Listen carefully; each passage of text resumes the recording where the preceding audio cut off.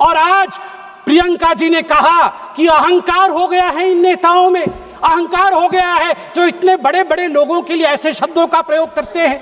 मैं कहना चाहूंगा आदरणीय प्रियंका जी से, प्रियंका जी, अहंकार किसके पास था, किस सरकार में था? एनसीईआरटी के 2012 के हिस्ट्री के किताब में देखिए, वो जो कार्टून है, जिस कार्टून में एक केंचुए के ऊपर बाबा साहेब अंबेडकर बैठे हुए हैं, केंचुए में लिखा हुआ है कॉन्स्टिट्यूशन ऑफ इंडिया, और पीछे हंटर लेके बाबा साहेब को कोड़े मार रहे हैं पंडित जवाहरलाल नेहरू। ये एनसीईआरटी के किताब में नेहरू को बड़ा और बाबा साहेब अंबेडकर को छोटा दिखाने के लिए कांग्रेस पार्टी ने किया था।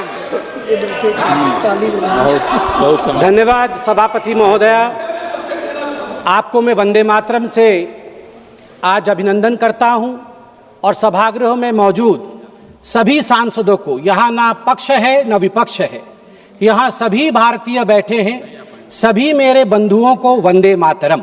वंदे मातरम। मैं धन्यवाद देना चाहूंगा माननीय प्रधानमंत्री श्री नरेंद्र मोदी जी का।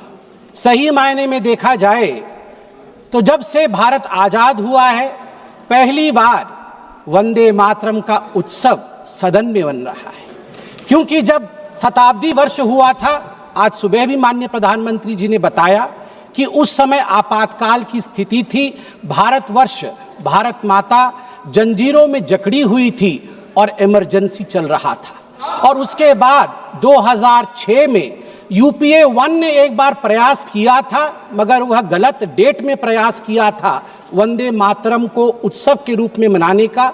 तो सही मायने में देखा जाए तो आज का दिन पहली बार हिंदुस्तान, आजाद हिंदुस्तान के सदन के सभागृह में समगच्छध्वं संवदध्वं संभो मना, अर्थात सभी एक साथ, एक मन के साथ, एक आवाज में, एक साथ चलते हुए वंदे मातरम का उत्सव मना रहे हैं। वंदे मातरम महोदया जी एक गीत नहीं है, यह एक मंत्र है। कई बार दो शब्द होते हैं जो पर्यायवाची लगते हैं मगर पर्यायवाची नहीं होते हैं, उनका अर्थ अलग होता है। जैसे कि देश और राष्ट्र, देश और राष्ट्र में भिन्नता है, पार्थक्यता है। जो देश है वही राष्ट्र नहीं है। देश की सीमाएं होती हैं, देश में मंत्री होते हैं, देश में विभाग होता है, देश में नदियां होती है, देश में समुद्र होता है, देश का एक वित्त होता है, देश की अर्थनीति होती है, देश की रक्षा नीति होती है, मगर राष्ट्र, राष्ट्र आत्मा होता है। राष्ट्र की सीमाएं नहीं होती, राष्ट्र विचार में रहता है, राष्ट्र का स्पंदन होता है। उदाहरण के लिए यदि देश कहा जाए तो गंगा मात्र एक नदी है, एक नदी जिसका एक उद्गम स्थल है और जहां जाके वो समाहित सागर में हो जाती है, गंगा सागर में। उसमें कितना पानी है, उसमें बायोडाइवर्सिटी क्या है, यह सब चर्चा की जा सकती है देश के अंतर्गत। मगर जैसे ही हम कहते हैं भारतवर्ष एक राष्ट्र है, तत्क्षणात उसी समय गंगा नदी नहीं रहती, गंगा मां का रूप धारण कर लेती है, वो गंगा मैया हो जाती है। यदि देश कहा जाए तो हिमालय केवल एक पर्वत श्रृंखला होती है, मगर अगर राष्ट्र कहा जाए तो भारतवर्ष में हिमालय वह आलय है जहां से दुर्गा आविर्भाव लेती है, जहां कैलाश में शिव शंकर शंभो विराजमान है। यह एक विचार है। ठीक उसी प्रकार जिस प्रकार देश और राष्ट्र में पार्थक्यता है, गीत और मंत्र में पार्थक्यता है। गीत शरीर को स्पर्श करती है, गीत कर्णप्रिय हो सकती है, गीत की एक कालावधि होती है, किंतु मंत्र अक्षय होता है, मंत्र अनंत होता है, मंत्र आत्मा को स्पर्श करती है, जैसे वंदे मातरम आत्मा को स्पर्श करती है।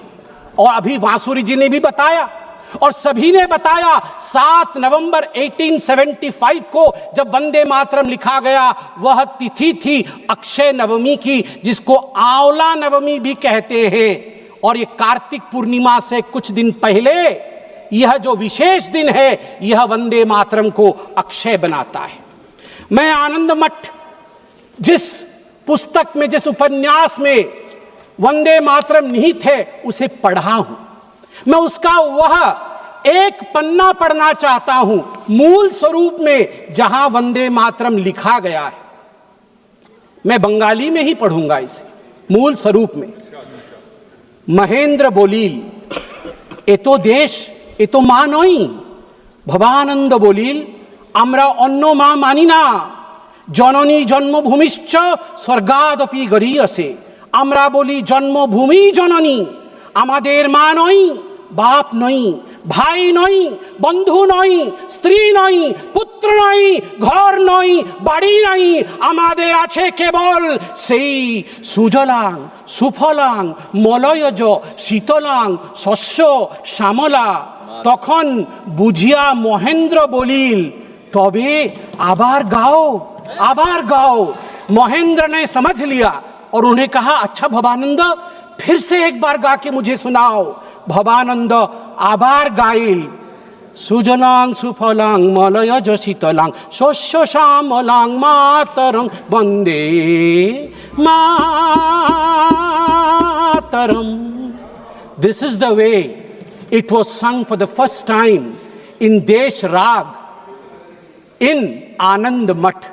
आनंद मठ में ये इस पंक्ति में कहते हैं भवानंद कि हमारी पत्नी नहीं है, हमारा पुत्र नहीं है, कोई हमारी माता नहीं है, कोई हमारा पिता नहीं है, मेरा घर नहीं है, मेरा कोई संसार नहीं है, मेरी एक ही जननी है, वह है वंदे मातरम सुजलां सुफलां। भारत माँ ही तो मेरी माँ है। और मुझे दुख के साथ कहना पड़ रहा है आज हम उस पर चर्चा कर रहे हैं, उस पर आज हम चिंता कर रहे हैं। मैं आज जो तुष्टीकरण की राजनीति के विषय में बात हुई, यहां कुछ संसद के सदस्यों ने विषय को रखा और उसे तोड़ने मरोड़ने की भी कोशिश की गई। कहा गया कि सुभाष चंद्र बोस जी ने चिट्ठी लिखा था जवाहरलाल नेहरू जी को, जिसके आधार पर नेहरू जी ने स्पष्टीकरण दिया था। मैं कहना चाहूंगा कि सुभाष चंद्र बोस जी ने चिट्ठी नेहरू जी को इसलिए लिखा था क्योंकि CWC कांग्रेस वर्किंग कमेटी की जो मीटिंग कलकत्ता में अक्टूबर 1937 में होने वाली थी 26 तारीख को, उससे पहले 9 अक्टूबर को उसका एजेंडा आया था।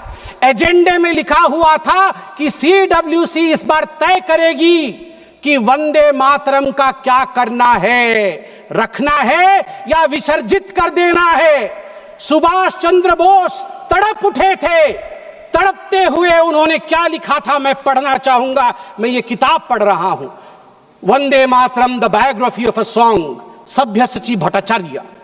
और इस किताब में लिखा है, while writing to you, Subhash Chandra Bose लिख रहे हैं, while writing to you I also plan to write to Jawaharlal ji, ये टैगोर जी को लिख रहे हैं। Discussions are ongoing in the Congress circles on the subject of Vande Mataram. On 26th October 1937, Congress Working Committee at their meeting in Calcutta will address the issue. Perhaps the committee will decide to discard the song. I do not know your opinion in this matter, and that is why I write to you.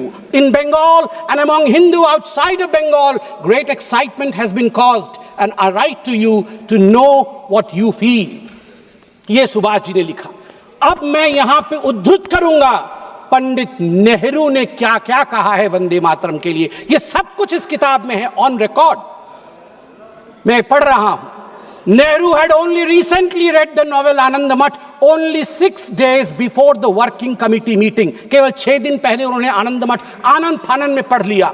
उसके बाद नेहरू ने चिट्ठी लिखा। Nehru rights on 20th October 1937, quote, I have managed to get an English translation of Anand Math, and I am reading it at present to get the background of the song. It does seem that this background is likely to irritate the Muslims. I do not understand it without the help of a dictionary. आप चिंता करिए, नेहरू देश के प्रथम प्रधानमंत्री आनंद मठ जैसे महान किताब को, बंकिम ऋषि बंकिम के उस महान ग्रंथ को आनंद फानन में 6 दिन पहले पढ़ रहे थे CWC, ताकि वंदे मातरम को विसर्जित करना है या रखना है इसका निर्णय वो ले सके। आप सोच के देखिए ये किस प्रकार की धृष्टता थी भारतवर्ष के साथ। और नेहरू जी कहते हैं मैं तो डिक्शनरी के बगैर वंदे मातरम समझ भी नहीं सकता हूं। एलओपी का भी वही हाल है, एलओपी का भी वही हाल है, तभी आज वो नदारत है। बिना डिक्शनरी के ये वंदे मातरम क्या है समझ भी नहीं सकते हैं। धन्यवाद है, धन्यवाद है माननीय प्रधानमंत्री जी का, आज मौका दिया है। कुछ लोग घर में डिक्शनरी पढ़ पढ़ के आके भाषण तो किया है उन्होंने, वरना अभी तक वंदे मातरम का अर्थ भी नहीं समझ में आता। आगे नेहरू जी क्या कहते हैं मैं आपको पढ़ के सुनाऊंगा। नेहरू जी के सब कुछ कहने के बाद कांग्रेस वर्किंग कमेटी की मीटिंग होती है। रिजोल्यूशन मेरे हाथ में है इस किताब में। कांग्रेस वर्किंग कमेटी की जो रिजोल्यूशन है वंदे मातरम को लेके, उसमें बहुत कुछ है, मैं कुछ पोर्शन पढ़ रहा हूं। The other stanzas of the song are little known and hardly ever sung. They contain certain allusions and a religious ideology which may not be in keeping with the ideology of other religious groups in India. The committee recognizes the validity of the objections raised by the Muslim friends to certain parts of the song. While the committee have taken the note of such objections, insofar as it has intrinsic value, the committee wishes to point out that the modern evolution of the use of song as part of national life is of infinitely greater importance. That मैं आगे पढ़ता हूं इसमें से, taking all things into consideration, therefore, the committee recommended that whether the Vande Mataram is sung at national gatherings, only the first two stanzas should be sung with perfect freedom to organizers to sing any other song of an unobjectionable character. मतलब उनके मन में था कि Vande Mataram objectionable है और organisers के ऊपर छोड़ दिया गया कि आप कोई और गाना भी गा सकते हैं जो कि अनऑब्जेक्शनेबल नहीं है। बार बार आप देखिए नेहरू जी का क्या कहना है। नेहरू जी चिट्ठी लिखते हैं सरदार जाफरी को। Nehru told Sardar Jafri that the song contains too many difficult words which people do not understand and the ideas it contains, मैं रिपीट कर रहा हूं, इसे ध्यान से सुना जाए।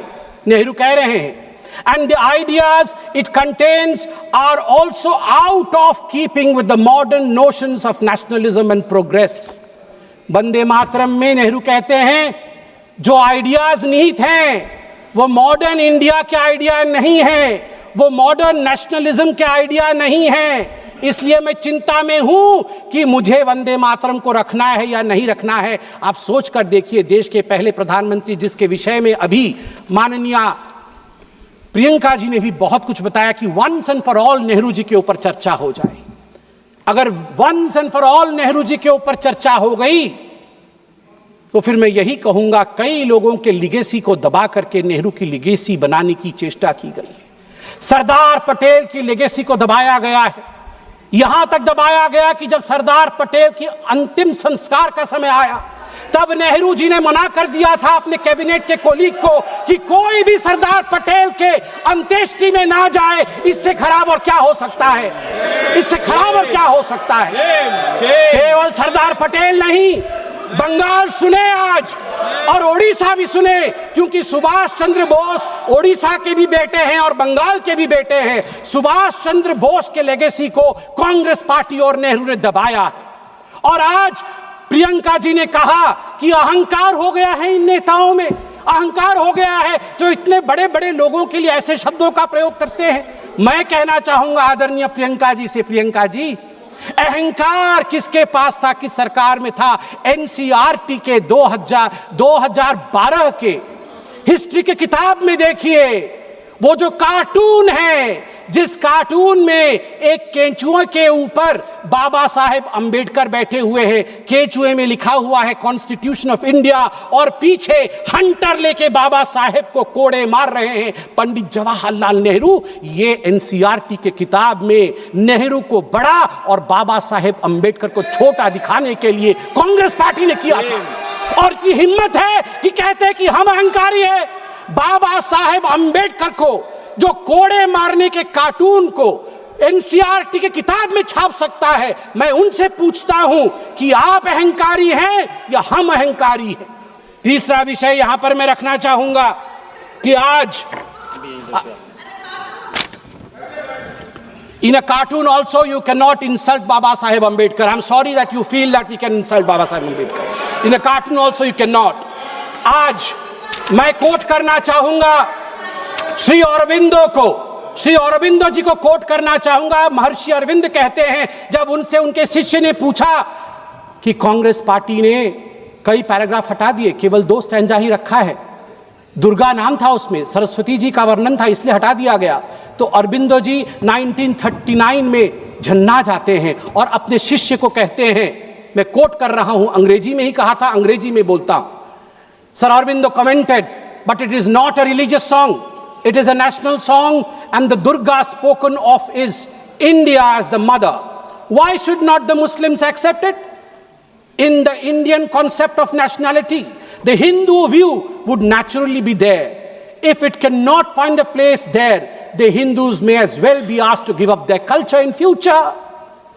उन्होंने कहा कि क्यों जो दुर्गा लिखा गया है वंदे मातरम में, उसमें अगर हिंदू व्यू भी है तो इतना कॉम्प्रोमाइज करके घबराने की क्या बात है? स्वाभाविक है, ये भारतवर्ष है, इस भारतवर्ष में हिंदू व्यू आएगा ही, सनातन का व्यू आएगा ही। क्यों नहीं आए, क्यों नहीं आए? अनादि काल से जो गंगा अविरल बह रही है, जो विचारधारा अविरल बह रही है, उस विचारधारा को हम एपोलोजेटिक होके, हम शर्मिंदा होके खंडित क्यों करें? महात्मा गांधी क्या कहते हैं वो भी सुन लेते हैं।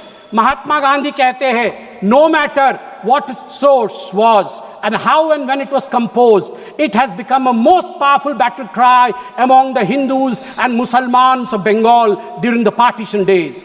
It was anti-imperialistic cry. As a lad, when I knew nothing of Ananda Matha or even Bankim, its immortal author, Vande Mataram, had gripped me, and when I first heard it, sung it, it had enthralled me. I associated the purest national spirit with it. It never occurred to me that it was a Hindu song or meant only for the Hindus. Unfortunately, now we have fallen on evil days. Madam, आप 2 minute लूंगा। Unfortunately, now we have fallen on evil days.